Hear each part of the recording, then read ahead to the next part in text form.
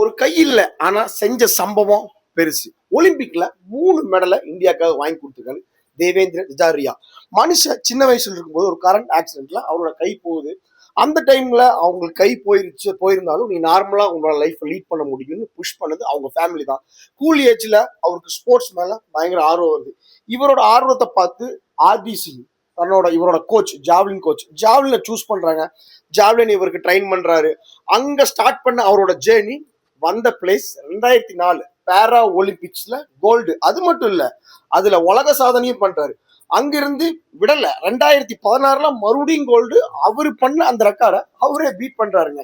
மறுபடியும் 2020 bronze medal பண்றாரு. நீங்க வேணா பாருங்களேன், நம்மளுக்கெல்லாம் ஏதாவது ப்ராப்ளம்னா இது இல்லை அது இல்லைன்னு ரீசன் சொல்லிட்டு உட்காந்துருக்கும் போது ஒரு கையை இல்லைனாலும் என்கிட்ட என்னோட தன்னம்பிக்கை இருக்குன்னு, என்னால முடியும் அப்படின்னு இந்தியாவுக்காக 3 மெடலை வாங்கி கொடுத்தவர் தான் தேவேந்திர ஜாரியா. நீங்க இவரை பத்தி என்ன நினைக்கிறீங்க? இந்த வீடியோ எப்படி இருந்துச்சு மறக்காம கமெண்ட் பண்ணுங்க. தேங்க்யூ.